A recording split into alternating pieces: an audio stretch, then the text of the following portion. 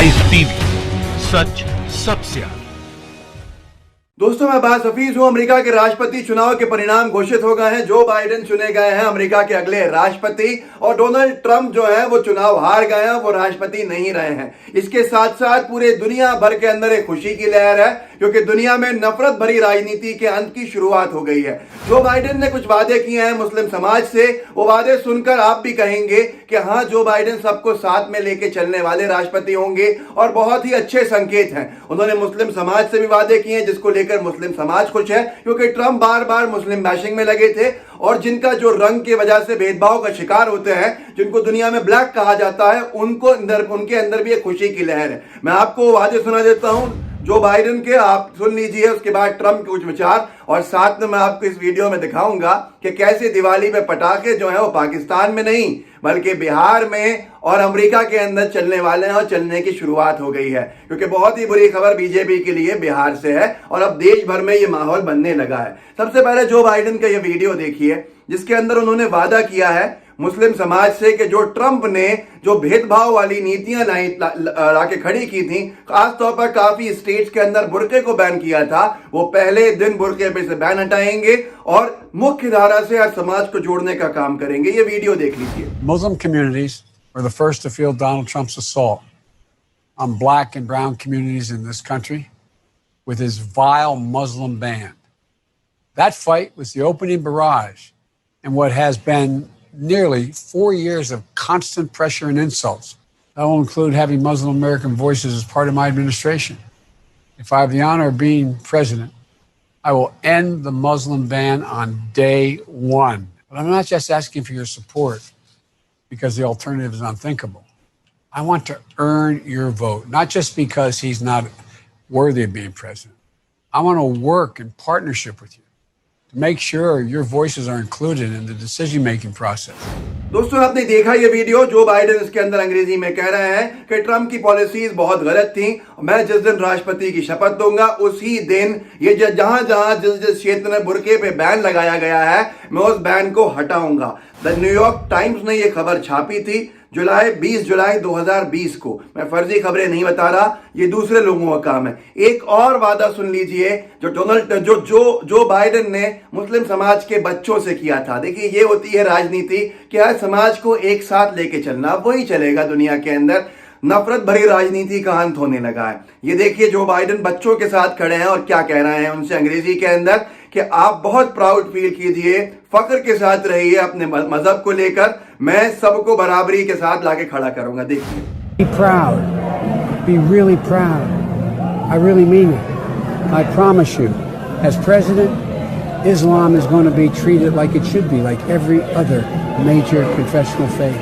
Thank you. Thank you. We No, I truly really appreciate mean that. इसके अंदर छोटे छोटे बच्चों से जो बाइडेन वादा कर रहे हैं मुस्लिम समाज के कि जो आपको प्रताड़ना झेलनी पड़ी, जो भेदभाव ट्रंप ने किया, मैं उस सबको खत्म करूंगा। अंग्रेजी के अंदर बोला है उन्होंने, और ये कहा है इसमें, इस पूरे वीडियो के अंदर, कि मैं, आप बहुत फख्र महसूस कीजिए, गर्व के साथ कहिए अपने मजहब को लेकर, इस्लाम को लेकर, हम बराबरी के साथ ट्रीट करेंगे, ये मेरा आपसे वादा है। ये बच्चों से वादा किया। इस सब को लेकर मुस्लिम समाज में भी काफी खुशी है। ब्लैक लाइव्स मैटर का सपोर्ट किया था उन्होंने, गोरे कालों का फर्क हटाने की बात की थी जो बराक ओबामा करते थे। तो खास तौर पर जो भारत का छोड़कर भारत के बाहर की बात करें, जिनके साथ रंग के तौर आधार पर भेदभाव हुआ, जिनको ब्लैक्स कहते हैं दुनिया के अंदर, वो प्यारी सी कौम, वो भी आज खुश है जो बाइडेन के लिए। अब ट्रंप के विचार सुन लीजिए, जो हमारे मोदी जी के दोस्त भी रहे हैं, और विचारधारा भी बीजेपी जैसी है। ये मैं इसलिए बता रहा हूं कि जो उस विचारधारा का अंत अमेरिका में हुआ है, अब भारत में होना बाकी है, और ट्रेलर बिहार में दिख गया है कि नफरत भरी राजनीति नहीं चलेगी। ये देखिए डोनाल्ड ट्रंप का, जब वो पिछली बार प्रेसिडेंशियल रेस में अपने शामिल हुए थे और इलेक्शन लड़ने गए थे, तो उन्होंने वादा किया था कि मैं मुस्लिम समाज की एंट्री बंद कर दूंगा अमेरिका के अंदर। देखिए इस वीडियो का अंश भाग, जो कह रहे थे कि किसी को अलाउ नहीं करूंगा। सुनिए। Donald J. Trump is calling for a total and complete shutdown of Muslims entering the United States until our country's representatives can figure out what the hell is going on. तो दोस्तों, देखा आपने किस तरह से ट्रंप के नफरत भरे बोल थे, जो हमने भारत में भी सुनने को हमको मिले बीजेपी के नेताओं की तरफ से, और जो बाइडेन ने प्यार बांटा मोहब्बतें बांटी, भाईचारा बढ़ाया, सबको एक लेके चलने की बात की, लोगों ने उनको चुना। अब यही राजनीति फिर से दुनिया के अंदर शुरू हुई है, जिसको लेकर बीजेपी बड़ी चिंतित है। बीजेपी इसलिए भी चिंतित है क्योंकि बीजेपी ने पाकिस्तान का जिक्र किया बिहार के अंदर। बीजेपी के पिछले चुनाव में भी देखा था, बिहार में अमित शाह जी ने कहा था कि अगर बिहार में राजद कांग्रेस जीत गई तो पाकिस्तान में पटाखे चलेंगे। लेकिन अब जब एग्जिट पोल आए हैं और इस बार फिर से राजद और कांग्रेस ने क्लीन स्वीप करते हुए दिख रहे हैं, चुनाव जीतते हुए दिख रहे हैं, बीजेपी चुनाव हारते हुए दिख रही है। अब पटाखे जो हैं बिहार में चलना शुरू हो गए हैं, क्योंकि ये नफरत भरी राजनीति का अंत है। जिन लोगों ने लोगों को बांटने का काम किया, लोगों को तोड़ने का काम किया, देश में एकता भाईचारा सबको बर्बाद करने का काम किया, अब उनके भी अंत की शुरुआत हो गई है, राजनीतिक अंत की, जिसका हमने झलक देख ली है बिहार के अंदर। जो ओपिनियन पोल्स कह रहे थे कि बीजेपी क्लीन स्वीप करेगी, अब वही चैनल्स पे एग्जिट पोल्स कह रहे हैं कि भाजपा जो जनता दल है चुनाव हार गई है। तेजस्वी यादव मुख्यमंत्री बनने जा रहे हैं, जो भाईचारे की बात कर रहे थे। नफरत भरी राजनीति का अंत है, और यही है दुनिया के अंदर नफरत भरी राजनीति के अंत की शुरुआत, जो शुरू जरूर अमेरिका से हुई है, लेकिन उसका दूसरा ट्रेलर भारत में देखने को मिलेगा बिहार में। अब इससे चिंतित क्यों है बीजेपी के लोग? भाई बीजेपी के लोग बड़े ही मूर्ख टाइप हैं, समर्थक जो हैं इनके। इन्होंने जम के विरोध किया था कमला हैरिस का, जबकि वो भारतीय मूल की हैं, जो अब उपराष्ट्रपति बनने जा रहे हैं, जिनको चुन लिया गया है। इन्होंने जम के विरोध किया था जो बाइडेन का, और ये फैलाते फिर रहे थे भाजपा के समर्थक और इनके आईटी सेल के लोग कि जो बाइडेन जो है वो पाकिस्तानी समर्थक हैं, और कमला हैरिस की बुराइयां करते फिर रहे थे।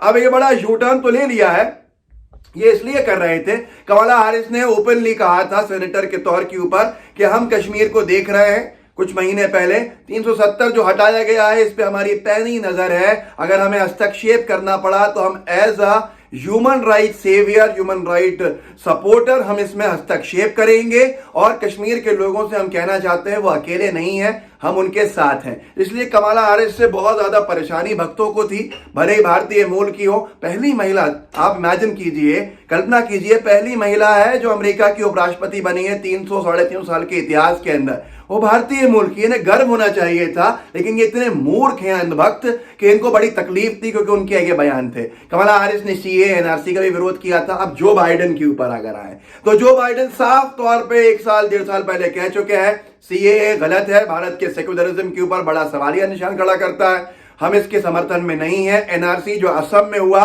उसकी घोर निंदा की थी जो बाइडेन ने, जिससे बड़े दुखी थे ये लोग। लेकिन इनके दुख की वजह से इन्होंने इतना प्रोटेस्ट किया कि सीए एनआरसी कश्मीर इशू को विरोध करने वाले जो बाइडेन, जो खुले तौर के ऊपर यूनाइटेड नेशन में भी इस मुद्दे को उठा सकते हैं, और अब इतनी आसान नहीं रहेंगी जो ट्रंप साहब के जमाने में होता था, कुछ भी करते जाओ, नफरत भरी राजनीति, और कुछ भी नहीं कहेगा। यूएस का प्रेसिडेंट जो बाइडेन इतने सेकुलरिज्म के जो है टॉर्च बेयरर है, और उसके साथ भाईचारे की बात करने वाले, वो इस सब के खिलाफ कह चुके हैं, और उन्होंने कहा भी है। अब सबसे बड़ी परेशानी बीजेपी के लोग क्यों दुखी हैं, इसको आपको समझना होगा।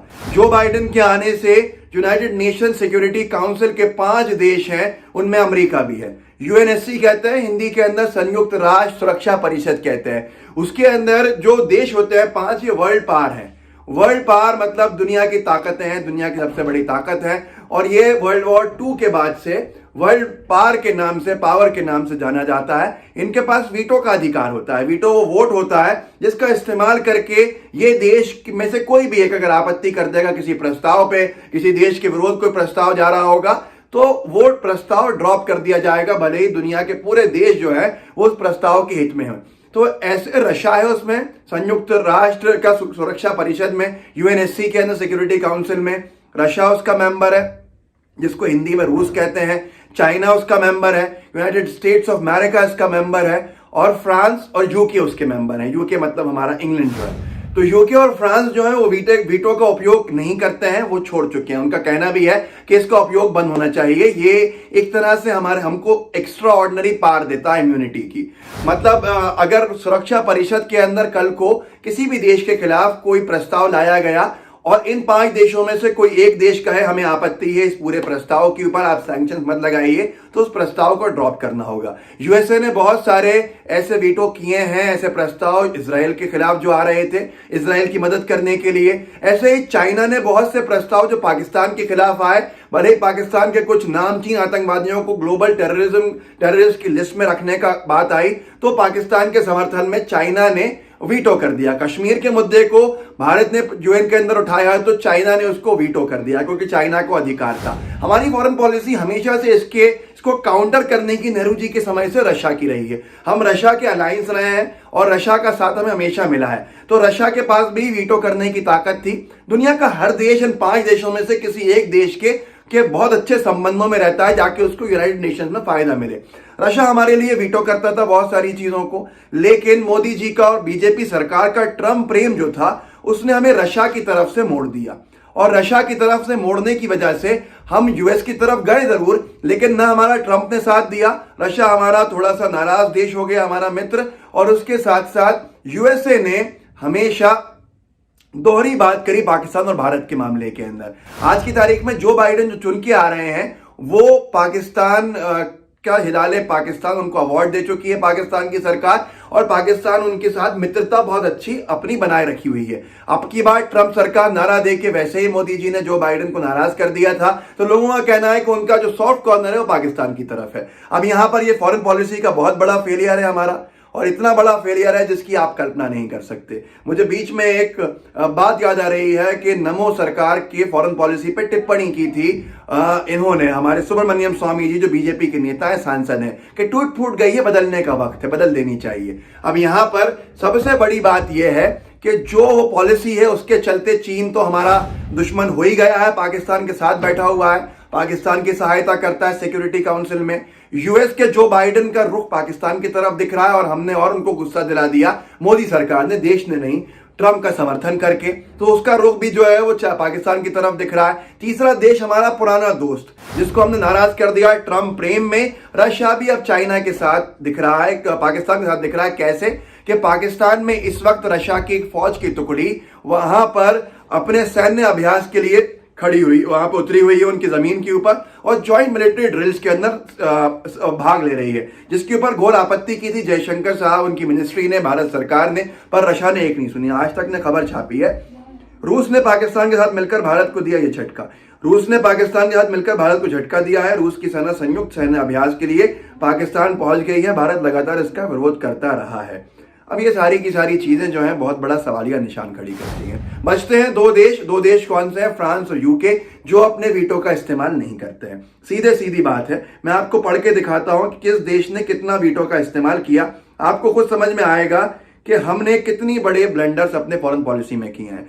रशिया ने अभी तक 116 मरतबा वीटो का इस्तेमाल किया है, यूनाइटेड स्टेट्स ने 81 मरतबा, 80 और 1, 81 मरतबा वीटो का इस्तेमाल किया है, और फ्रांस और यूके ने पिछले 20-22 सालों से नहीं किया है। चाइना ने 16 बार वीटो का इस्तेमाल किया है, जिसके अंदर पाकिस्तान के समर्थन में भी किया है, कश्मीर के मुद्दे पर भी किया है पाकिस्तान के समर्थन में, और कुछ पाकिस्तानी आतंकवादियों का ग्लोबल टेररिज्म की लिस्ट में हमने कोशिश की थी नाम लाने का, उसका भी वीटो कर दिया था चाइना ने। अब इन सारे इश्यूज को देखकर अनभक्तों को बहुत तकलीफ है, अनभक्तों की रात की नींद खराब हो गई है। मैं आपको एक मिसाल देता हूं कैसे पलटू हैं ये लोग। एक ऑप इंडिया है जो बीजेपी का माउथ पीस है, एक तरह से भाजपा के मतलब की खबर लिखता है, ऐसी खबरें लिखते हैं कि एक नफरतें फैले। एक व्यक्ति जो मुसलमान नहीं था उसने गोली चला दी, किसी की मृत्यु हो गई जहां तक मुझे ध्यान है। इन्होंने हेडलाइन कैसे लिखी थी? सलमान खान फैन ने गोली चलाई, सलमान खान के फैन ने गोली चलाई। अब आपको सुनने में लगेगा सलमान खान ने चला दी हो, तो ये इस तरह की पत्रकारिता करते हैं। इन्होंने चुनाव के समय लिखा था कि क्या आपको मालूम है पाकिस्तान ने democratic presidential nominee Joe Biden को हिलाले पाकिस्तान से नवाजा है। मतलब ये भारतीय मूल के लोगों को ट्रंप की तरफ वोट करने के लिए उकसा रहे थे। अब ये पलटी कैसे मारी है इन्होंने? जब जो बाइडेन जीत गए चुनाव, तो इन्होंने कहा कि जो बाइडेन के कैंपेन का सबसे बड़ा जो कैंपेन मैनेजर है, जो स्टाफर है, वो मोदी जी का समर्थक है, और फोटो डाल दिया एक पुराने जमाने का जब मोदी जी यूएस गए थे। आप सोचिए किस तरह से अपने परिवर्तन करते रहते हैं। एक प्रीति गांधी है, बहुत नफरतें फैलाती हैं, बंबई की हैं शायद, जहां तक मुझे पता है, उनकी बातों से ऐसा लगता है। इन्होंने लिखा था 1 महीने 1.5 महीने पहले कि कश्मीर पे ट्रंप ने भारत का साथ दिया है, बाइडेन ने पाकिस्तान का साथ दिया है। सीएए पे ट्रंप ने भारत का साथ दिया है, बाइडेन ने सीएए पे सवाल खड़े किए हैं। वीजा स्टेटस जो है वो उसके अंदर हम मोल भाव कर सकते हैं, नेगोशिएबल है, लेकिन देश नहीं है। मतलब इनका कहना था ट्रंप ने वीजे को लेकर पाबंदी लगाई है तो हम उसके ऊपर तो एडजस्टमेंट्स कर सकते हैं, पर जो बाइडेन ने हमारे देश पे सवाल खड़े किए हैं। बीजेपी की जो नीतियां हैं, भाजपाई अनभक्त उसको पूरी की तरह पूरे के पूरे तौर के ऊपर देश से जोड़ देते हैं। लेकिन यही पलटू इन्होंने जो पलटी खाई है, अब इन्होंने कहा है, आज कल इन्होंने ट्वीट किया था, जो लिबरल्स खुश हो रहे हैं, बहुत अति उत्साहित हो रहे हैं कि मोदी जी को एक झटका पड़ा है बाइडेन के इलेक्शन से, वो ये मोदी जी के साथ खड़े हुए बाइडेन के शब्दों को सुने जो बाइडेन स्पीच दे रहे हैं। जब मोदी जी गए थे पहली यात्रा के ऊपर अमेरिका के प्रधानमंत्री बनके, तो जो बाइडेन उपराष्ट्रपति थे, तो उनके साथ स्पीच दी थी, तब इन्होंने इनसे जोड़ दिया। तो ये ऐसे लोग हैं, इनकी हालत बहुत बुरी हो चुकी है। अनभक्तों को समझ लीजिए रातों में नींद नहीं आ रही है। लेकिन एक बात आप समझिएगा कि नफरत भरी राजनीति का अंत हो गया, शुरू हो गया है दुनिया के अंदर। अब वही चलेगा जो प्रेम, भाईचारा, एकता, आपसी जो सद्भाव है, सांप्रदायिक सद्भाव, उसकी बात करेगा। जो सांप्रदायिकता फैलाएगा उसका चुनाव जीतना मुश्किल होगा, क्योंकि इससे बर्बादी ही बर्बादी होती है। दुनिया ने देखा है, दुनिया अमेरिका वाले समझ गए और बिहार में भारत के लोग समझ गए। अब देश भर के चुनाव में क्या होगा इसका अंदाजा आप लगा सकते हैं। इसीलिए बीजेपी की नींद बहुत हराम है। अब यहाँ पे इस वीडियो को आप आगे बढ़ाइएगा, लोगों के साथ साझा कीजिएगा, ताकि लोगों को समझ में आए कि भाजपा का दोहरा चरित्र क्या है और नफरत भरी राजनीति का अंत कैसे शुरू हो गया है, और अब यूनाइटेड नेशंस के अंदर हमारे लिए इनकी विदेश नीति पर परेशानी क्यों खड़ी कर दी है। तो ये सारी की सारी चीजें हैं जो आपको पता होनी चाहिए, लोगों को जागरूक करना चाहिए। आपको बेल आइकन जरूर दबाइएगा लाइव टीवी का, और साथ में अगर इसको फेसबुक पे देख रहे हैं तो फेसबुक के पेज को लाइक कीजिएगा, फॉलो कीजिएगा, और साथ के साथ शेयर भी कीजिएगा वहां पर, ताकि और लोगों तक पहुंच सके। जय हिंद, जय भारत। लाइव टीवी, सच सबसे आगे।